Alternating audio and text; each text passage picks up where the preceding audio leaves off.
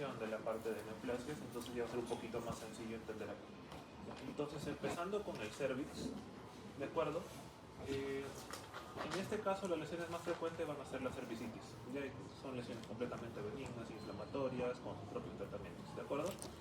Pero es una zona donde se dan los cánceres más comunes, ¿de acuerdo? Y son los más frecuentes. ¿Y dónde es que se originan? En la zona de transformación. ¿Ya? La zona de transformación justamente es aquí, donde se conectan o se chocan tanto las células escamosas inmaduras del epitelio exocervical con las células cilíndricas del epitelio endocervical. Y como son células inmaduras, justamente aquí es donde se pueden desarrollar con mayor facilidad los distintos cánceres de cervix, y aquí se originan. Aquí es su punto de partida.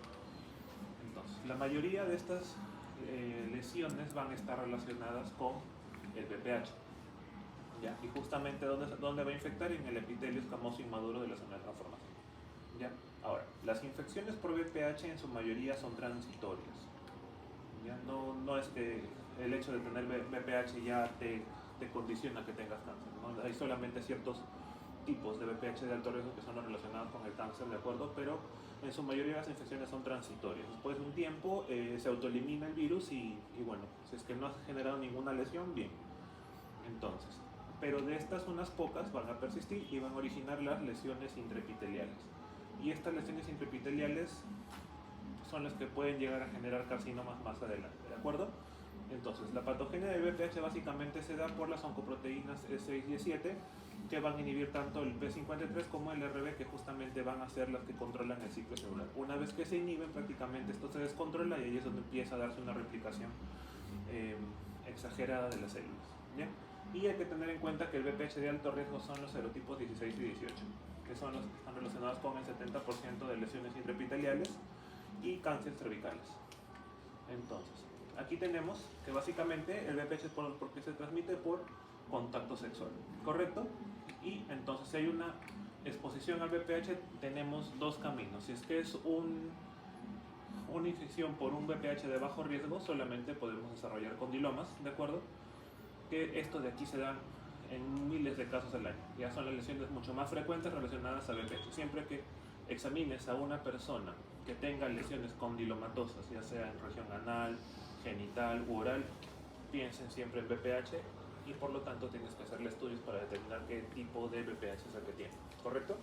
Pero si la lesión está asociada a un VPH de alto riesgo como el 16 o el 18, entonces aquí es donde pueden darse las lesiones intraepiteliales. ¿Ya? Comúnmente son las de bajo riesgo, que son las menos riesgosas, que son autolimitadas, que solamente requieren controles, pero si es que a pesar de esto la infección persiste, puede darse una lesión intraepitelial escamosa de alto grado, ¿de acuerdo? Y estas de aquí sí están relacionadas o sí tienen bastante potencial de convertirse en carcinomas infiltrantes.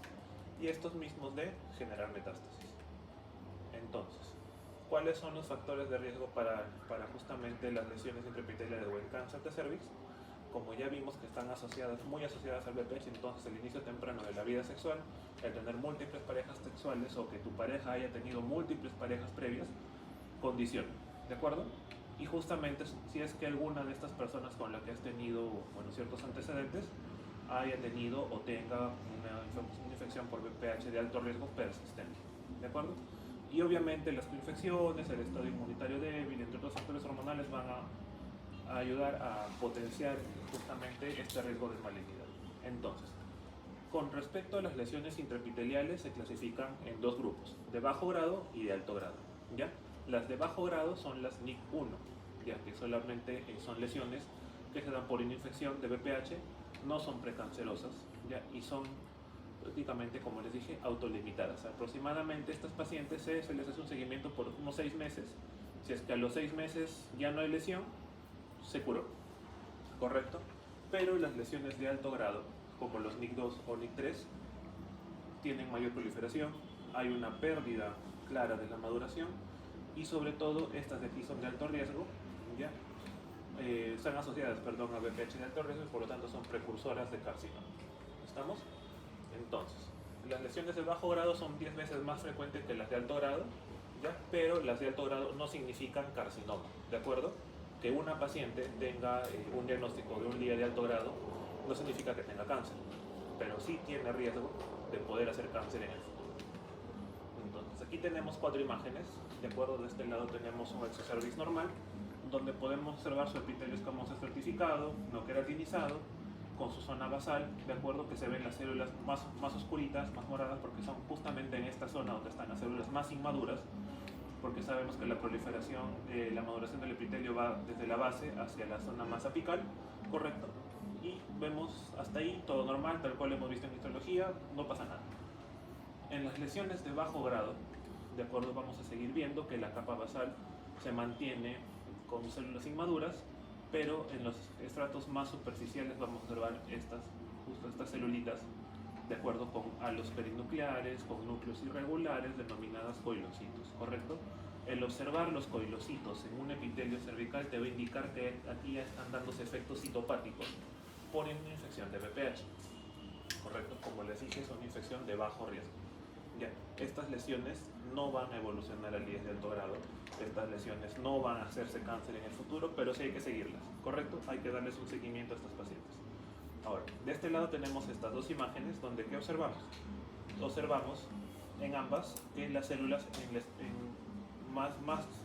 no solamente en la zona basal del epitelio, en este caso en 2/3 y en este caso en todo el espesor del epitelio, vemos que las células tienen un aspecto inmaduro. Se ven muy moradas cuando en estas alturas ya deberían ser células más maduras, deberían verse así. Correcto, ¿qué más vamos a observar? Mitosis en zonas donde no deberían estar, en las zonas más superficiales, cuando las mitosis sabemos que tienen que darse en la zona basal. ¿Por qué? Porque justamente aquí es donde son áreas donde hay mucha proliferación celular. Entonces, en estos casos estamos ante lesiones intraepiteliales. ¿Por qué intraepiteliales? Porque están respetando la membrana basal. Entonces serían displasias, ¿correcto? Esta sería una displasia moderada y esta sería una displasia severa. ¿Ya? Y justamente la graduación de la displasia va en qué tanto del epitelio afecta. Como acá afecta 2/3 del epitelio, moderada. Todo el epitelio, severa. ¿Correcto? Siempre respetando las capas basales. No van a infiltrar. Si es que ya pasaran o rompieran la membrana basal, ya no serían displasias, sino serían carcinomas. ¿Estamos? Entonces, así es como diferenciamos un LIE de bajo grado de un LIE de alto grado.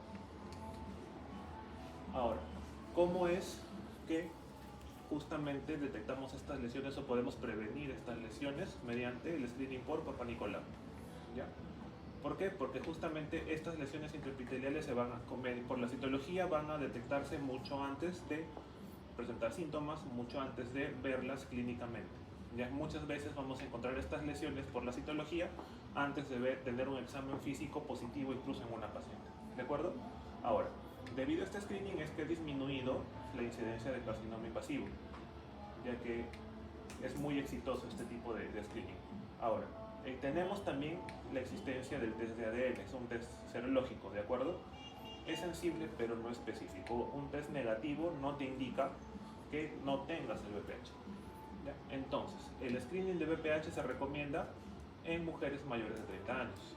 ¿Ya? Existen vacunas actualmente contra el VPH, pero no eliminan el hecho que igual todas las pacientes tengan que recibir su tamizaje de VPH a partir de cierta edad todos los años. Entonces, por la citología vemos las lesiones no como las vemos en una lámina convencional, sino solamente, por su mismo nombre, vemos las células. De este lado vemos células superficiales, exocervicales, ¿de acuerdo? Normales, se deben ver así, células con un citoplasma amplio, un núcleo puntiforme central, ¿correcto? Esto te indica que estas son células maduras del epitelio, porque justamente el Papa Nicolau, ¿cómo se realiza? Raspando el cervix, ¿ya? Y justamente se desprenden las células más superficiales. Por ejemplo, aquí observamos esta celulita hacia el centro núcleos, un núcleo bien irregular, y aquí observamos como un halo perinuclear, ¿correcto? Esto de aquí lo observaríamos en una lesión intraepitelial escamosa de bajo grado o uniguno, ¿correcto? Ahora, en citología diagnosticamos solamente LIE de alto grado, LIE de bajo grado.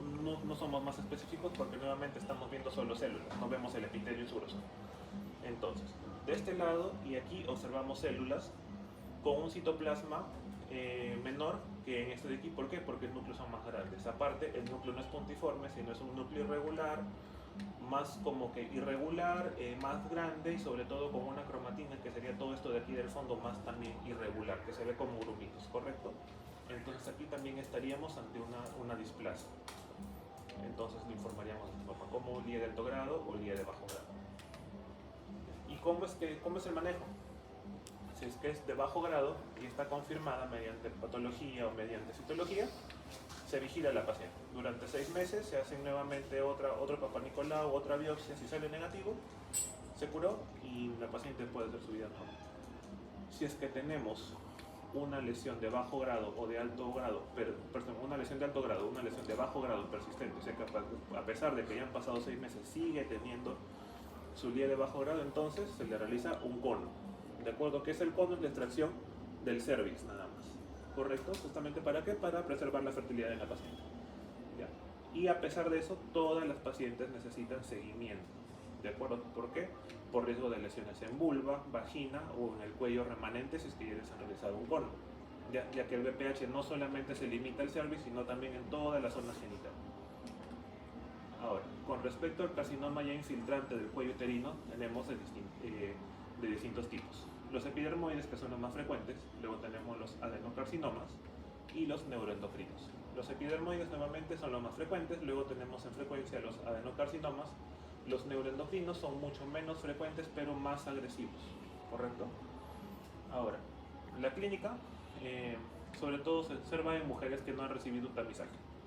¿Ya? ¿Y cuáles son los síntomas? Sangrado vaginal, dolor correa, dolor coital o disuria. ¿Ya? Ahora, ¿cuál es el tratamiento del carcinoma infiltrante del cuello? Es la histerectomía. ¿Ya? ¿Por qué? Porque hay que sacar todo el útero para evitar que la enfermedad progrese. Y también los ganglios pélvicos para identificar si es que hubiera alguna metástasis en las regiones regionales y de esa manera se ver si es que la paciente de repente necesita radioterapia. ¿Ya? Ahora, aquí hay un término que ya no se usa actualmente, cánceres microinvasores. De acuerdo, en estos casos, ya por más que sean microinvasores, ya se consideran infiltrantes, actualmente al menos. Y en estos casos, que se hace un cono. Nuevamente se saca el cervix y si es que los márgenes están libres, pues también no pasa nada. Y nuevamente, radioterapia, quimioterapia según el estadio. Aquí tenemos entonces en esta imagen, de este lado vemos un cervix, lo estamos viendo desde abajo, ¿correcto? Se observa aquí una lesión ulcerada, hemorrágica, que prácticamente te deforma toda la mucosa, ¿correcto? Entonces obviamente esta lesión probablemente haya estado sangrando. Una vez que se ve el microscopio vamos a observar estos como nidos o este patrón medio sólido de estas células que se ven epiteliales, ¿correcto? Porque tienen un citoplasma amplio, su núcleo muy regular, muy oscuro, pero también vamos a ver mitosis, vamos a ver pleomorfismo, vamos a ver atipia, que te va a indicar que esto de aquí es un proceso maligno, ¿de acuerdo? Y obviamente también, ¿por qué? Porque vemos epitelio cervical dentro del estroma, ¿correcto? Y cerca a las glándulas endocervicales, esto no es normal. Entonces es así que decimos que esto de aquí es un carcinoma epidermoide infiltrante. ¿Ya? Ahora, con respecto a los pólipos, son lesiones benignas, ya son protrusiones desde la mucosa endocervical. Se pueden ulcerar, pueden sangrar, ¿de acuerdo? Y justamente esto es lo que alarma a los pacientes porque no es un síntoma muy común, ¿ya? Y por esto acuden a consulta y justamente en la histología que vamos a ver, un epitelio endocervical, ¿de acuerdo? Secretor, un estroma edematoso y a veces con metaplasia escamosa. Y estas lesiones no tienen potencial maligno. Ahora sí, con respecto al útero, en el útero también tenemos distintos tipos de lesiones, correcto, algunas benignas, otras malignas. Para empezar hay que definir dos términos, la adenomiosis y la endometriosis. La adenomiosis es la presencia de tejido endometrial, o sea, glándulas endometriales y estroma endometrial dentro del miomedio, ¿correcto? Formando nidos entre las musculares, esto produce hipertrofia miometral, eso que quiere decir que el útero se ve aumentado, globuloso o con paredes engrosadas. Y aquí, ¿qué es lo que va a tener la paciente? Sangrado, dismenorrea, dolor durante la menstruación, dolor pélvico o también nuevamente dolor durante la menstruación. Y esta adenomiosis puede coexistir con la endometriosis, ya es común encontrar en las dos juntas. ¿Y qué es la endometriosis? Es la presencia de tejido endometrial, o sea también nuevamente glándulas y estromas fuera del útero, ¿ya? Y lo observamos hasta el 10% en mujeres de edad fértil, ¿de acuerdo? Entonces, ¿dónde es que la encontramos? Frecuentemente dentro de la pelvis, fuera del útero nuevamente, en ovarios, en fondo de saco, en los ligamentos uterinos, en las trompas o en tabiques rectovaginales. ¿Dónde es menos frecuente encontrarla? En el peritoneo o región periumbilical, o ya súper raro, ganglios, pulmones, corazones, músculos o hueso. ¿Ya? Entonces, si es que vemos presencia de tejido endometrial fuera del útero en cualquiera de estos sitios, vamos a decir que es una endometriosis.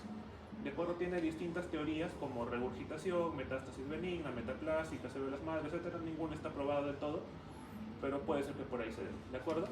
Ahora, por ejemplo, aquí tenemos, en esta imagen tenemos un ovario, ¿ya? Como pueden ver, se ve quístico porque una en la pared está dilatada, se ve como que ha formado una cavidad hacia adentro, y si vemos por aquí, se ve todo oscuro, todo hemorrágico, ¿correcto?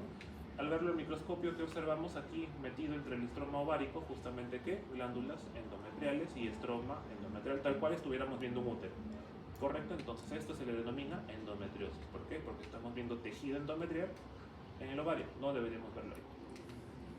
Bien. Entonces, la clínica va a depender de la localización, dependiendo.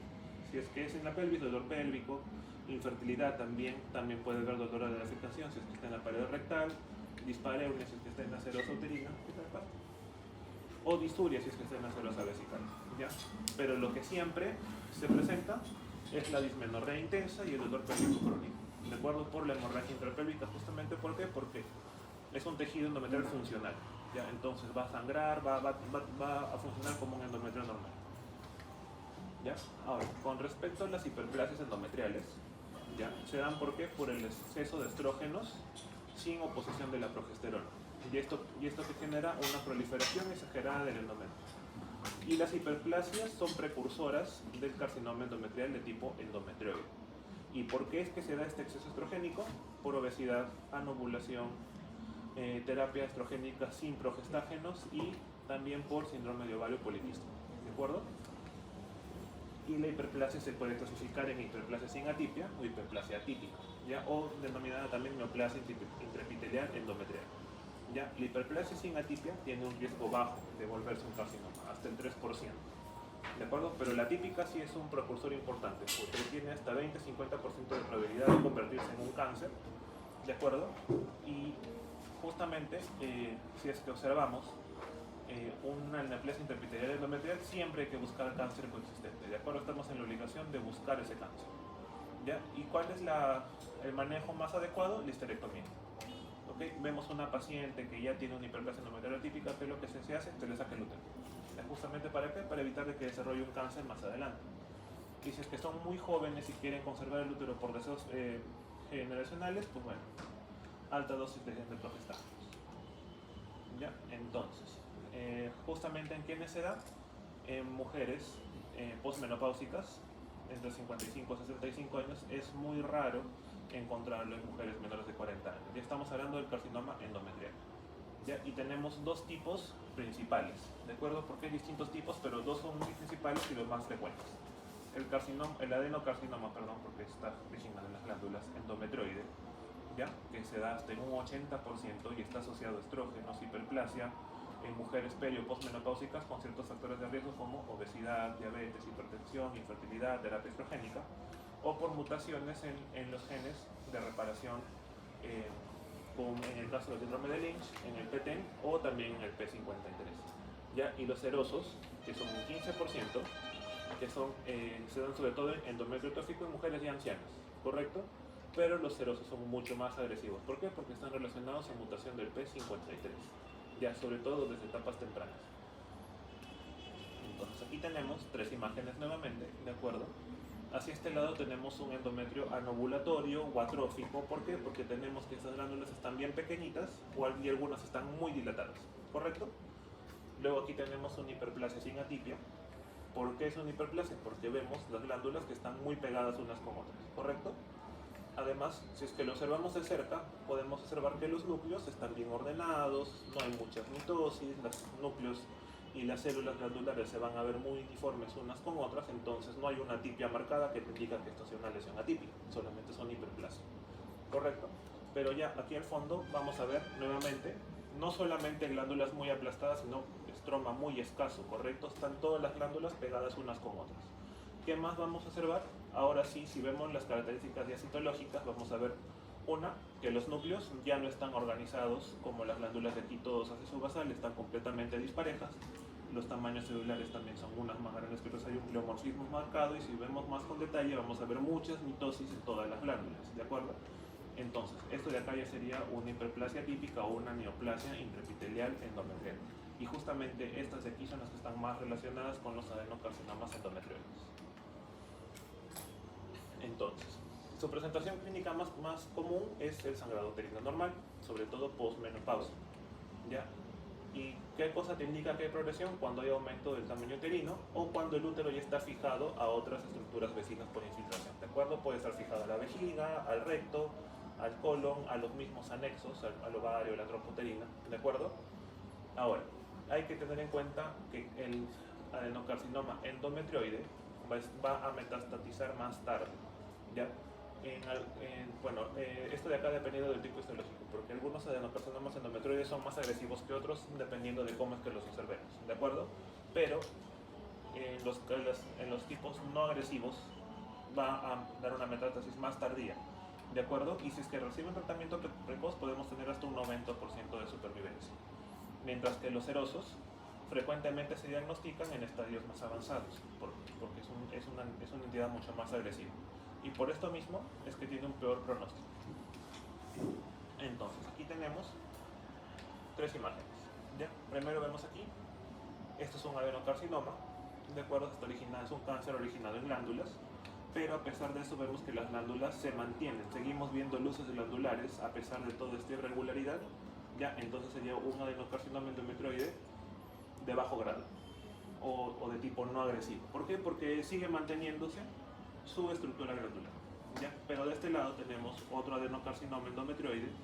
Si lo observamos más a detalle vemos zonas que son mucho más sólidas, ya no vemos tantas presencia de estructuras glandulares como aquí.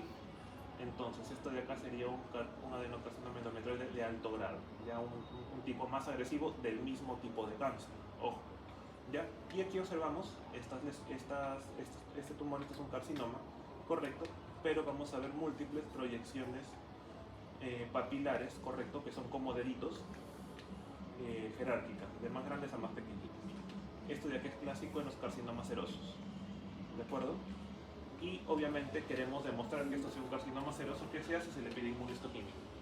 En este caso se está usando una inmunotinción para P53. ¿Y por qué? Ya les dije que estos carcinomas están asociados a una mutación del P53. Entonces marcan bien fuerte, ¿de acuerdo? Se ve muy marroncito todas estas mismas estructuras. ¿Por qué? Porque están sobreexpresando el P53. Esto indica que está mutado el gen. Por lo tanto, se está dando esta neoplasia. ¿Correcto? Es una forma también de nosotros, los patólogos, llegar al diagnóstico mediante la inmunohistoquímica. Entonces, por lo menos con las lesiones epiteliales malignas terminamos ahí, seguimos con los pólipos, los leiomiomas y los leiomiosarcomas.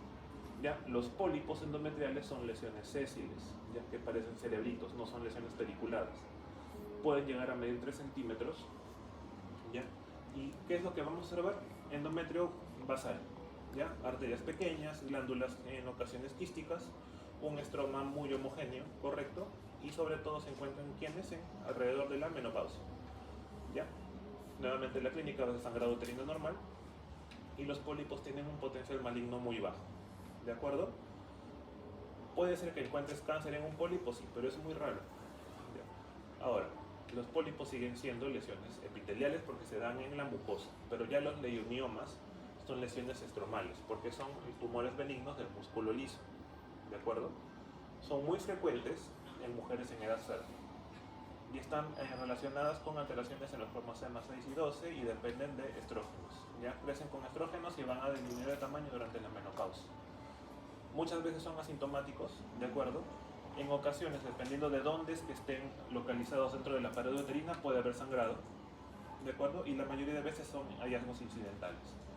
No se transforman, correcto, o sea, nunca van a volverse sarcomas, al contrario, van a mantenerse como lesiones benignas hasta que sean resecadas.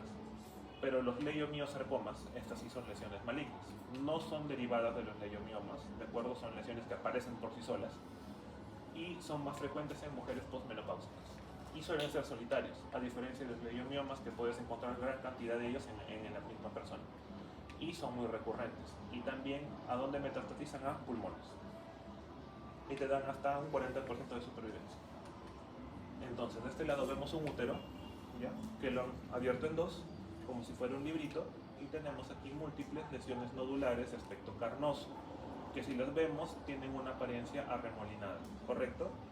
Y son bien delimitadas. Esto entonces te indicaría que es una lesión benigna o maligna. Benigna, correcto. ¿Ya? Entonces vemos aquí la lámina y vemos lo mismo. Vemos cómo se arremolinan las células de aspecto fosocelular, son células alargadas, correcto, sin atipia, sin necrosis, sin mitosis. Entonces no hay ninguna característica histológica que te indique que esto es maligno. Entonces estos serían leiomiomas.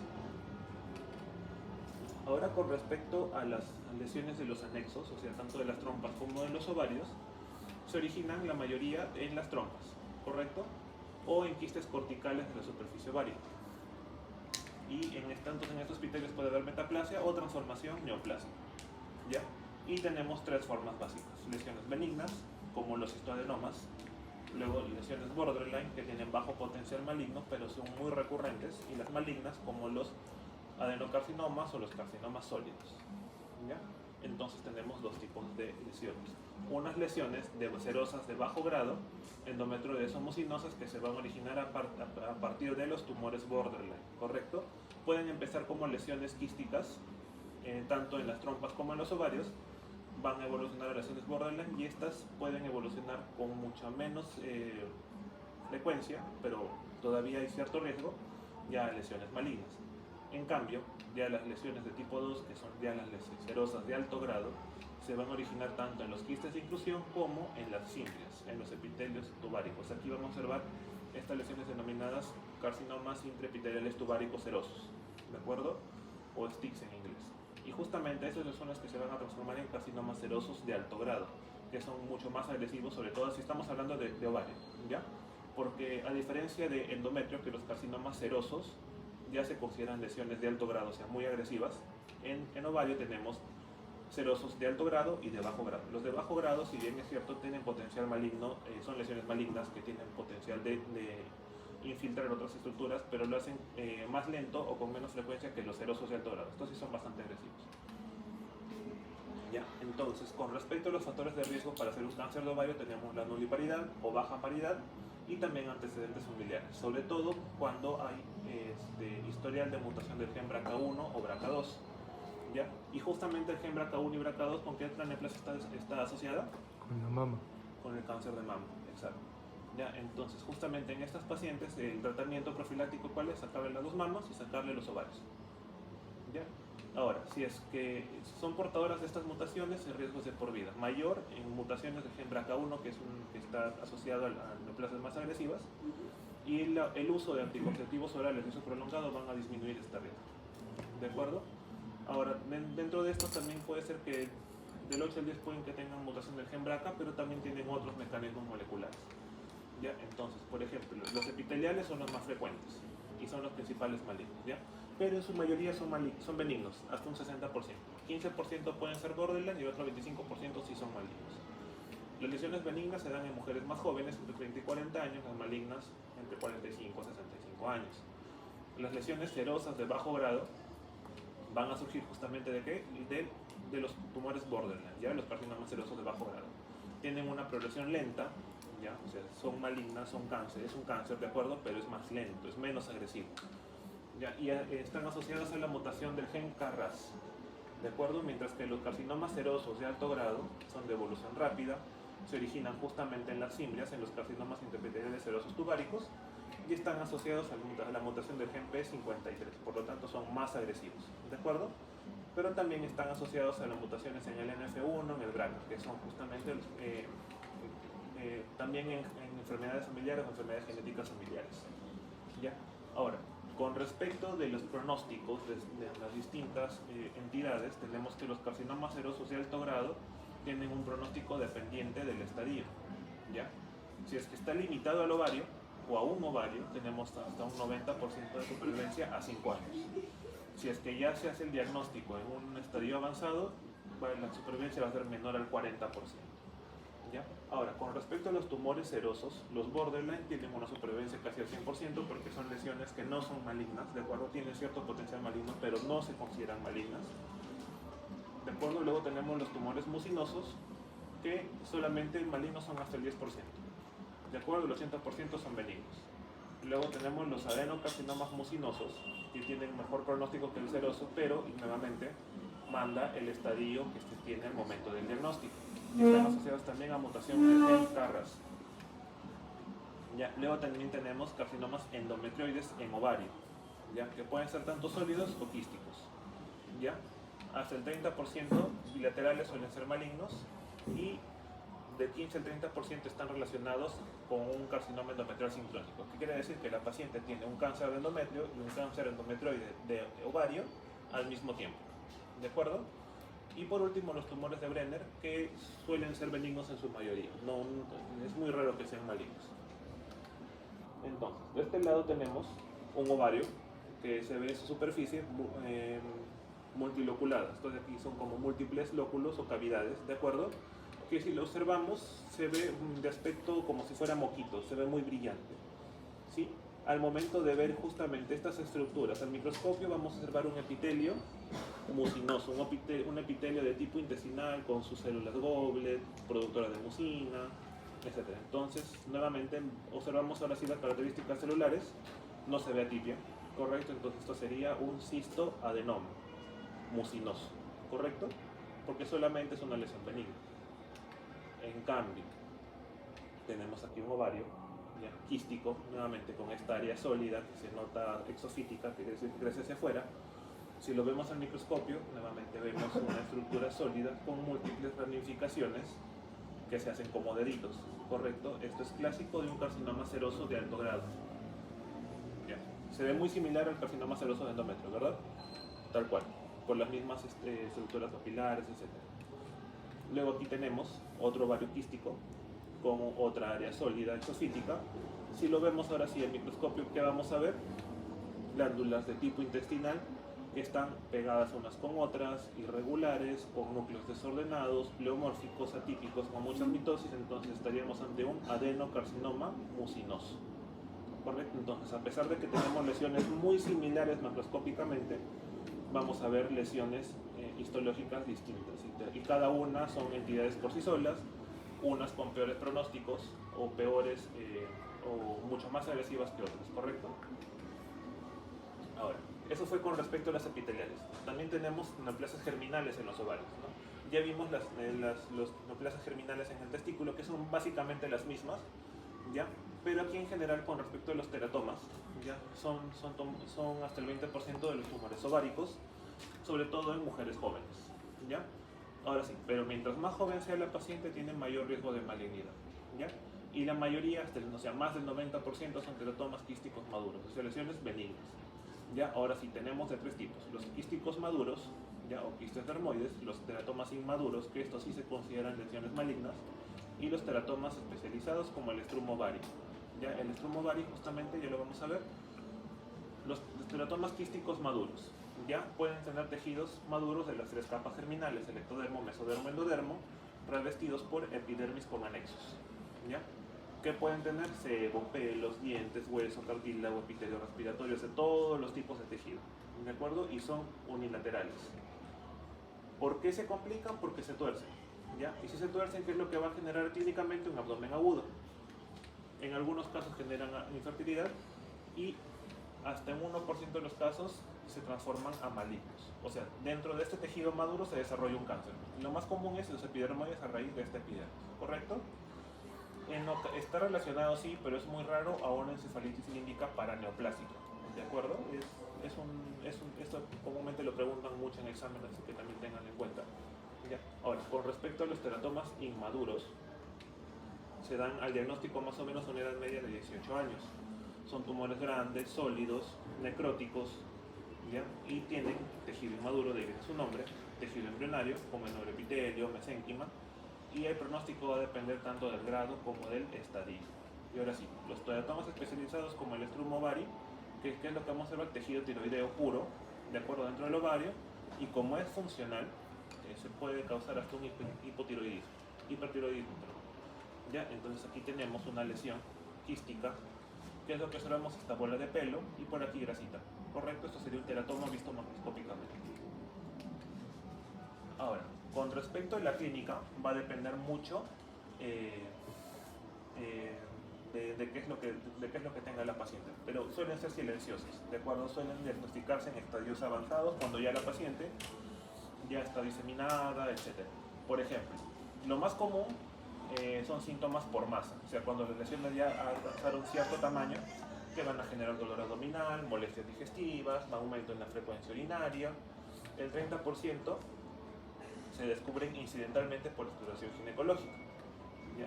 Si es que son masas grandes, obviamente va a haber un aumento del perímetro abdominal.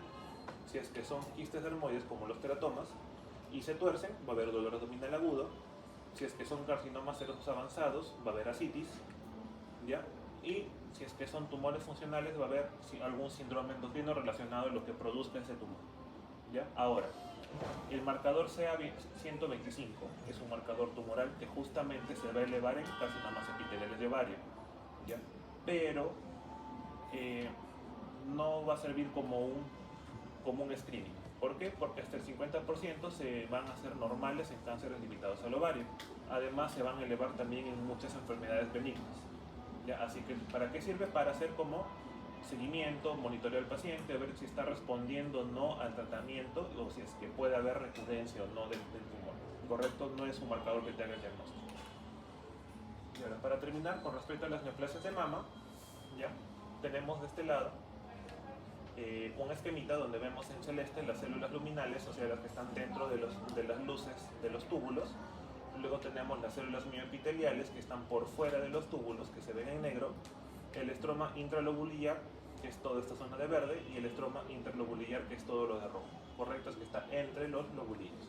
Ahora, dependiendo de dónde es que se origine la lesión, es que vamos a tener distintos tipos de neoplasias o distintos tipos de lesiones, tanto benignas como malignas. Por ejemplo, si es una lesión que se da tanto en las células luminales como mioepiteliales, vamos a tener, por ejemplo, las hiperplasias. ¿Ya? Pueden ser tanto usuales como atípicas. Si es que se da una lesión en el estroma intralobulillar, vamos a tener fibroadenomas o tumores filodes. Si es que se da en las células luminales, vamos a tener tanto carcinoma ductal in situ, que está circunscrito a los lobulillos, o a los ductos de la mama, como a los carcinomas infiltrantes que ya salen e invaden el tejido conectivo subyacente. Ahora, también tenemos lesiones estromales propias de la mama. Los hemangiomas en realidad se pueden ver en cualquier parte del cuerpo con vasos. Los angiosarcomas en mama son muy raros, son muy poco comunes. Solamente están hasta en 1% de chance de aparecer. ¿De acuerdo? También podemos, si es que son células luminales, los papilomas o lesiones papilares también dentro de la mama. ¿Ya? Entonces, las lesiones neoplasias estromales se van a dar dentro del estroma mamario.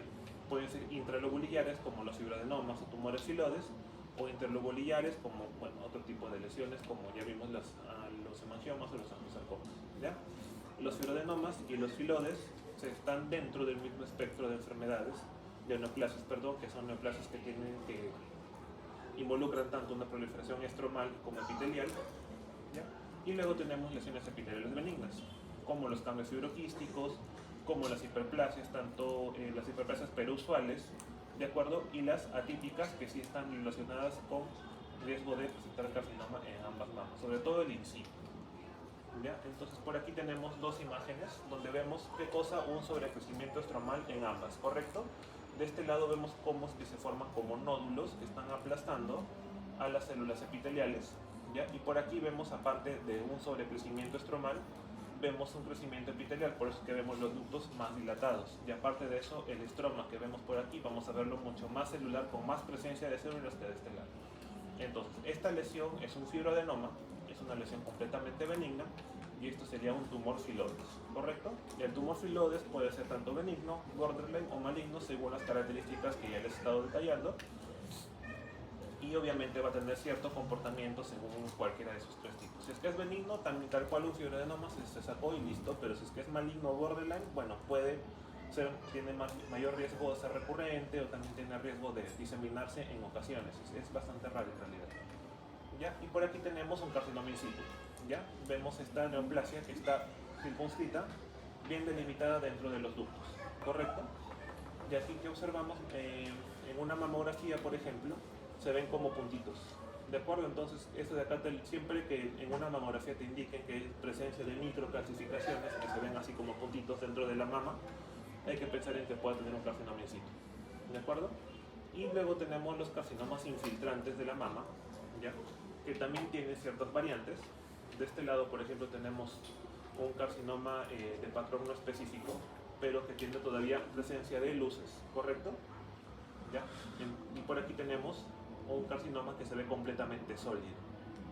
Ya no tiene presencia de luces, entonces es un carcinoma, sería moderadamente diferenciado o pobremente diferenciado. Pobremente diferenciado, porque ya no observas ninguna característica que te recuerde a un tejido normal, correcto, entonces por ende son más agresivos. Y estos carcinomas de aquí son carcinomas de tipo lobulillar porque justamente están dispuestas sus células como si fueran filitas. Ya es bastante común de reconocerlos. Y cada una tiene cierto patrón de lesión en la mamografía.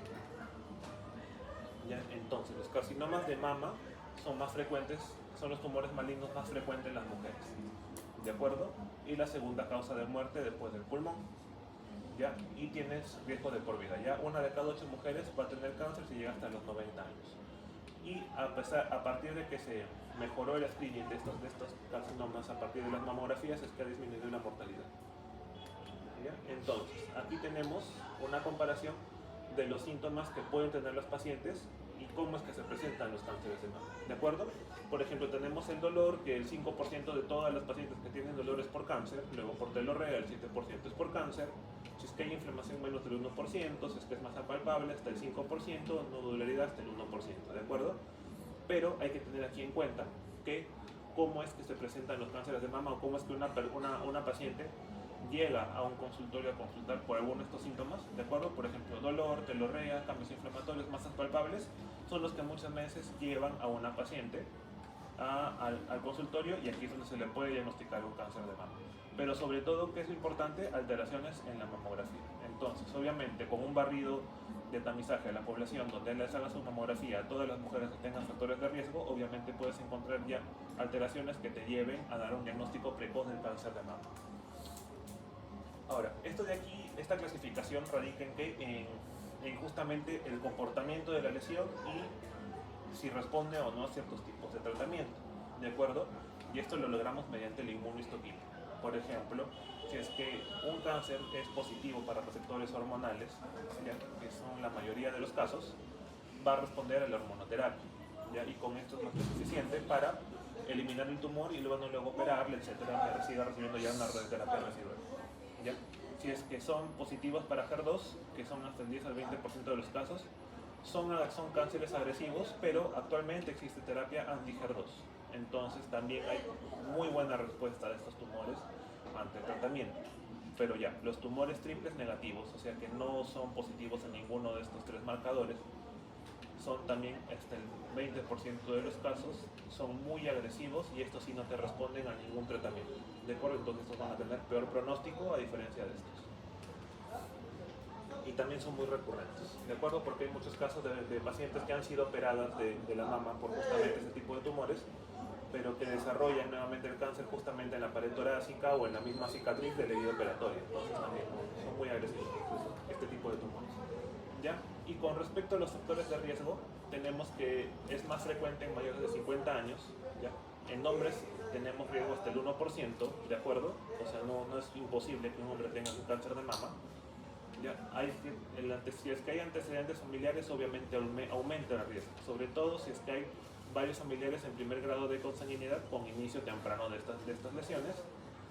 Es más frecuente en América, en Europa, ¿de acuerdo? Sobre todo en mujeres de origen europeo, y además también con menarquía precoz, nulliparidad o primera manifestación tardía también aumentan el riesgo.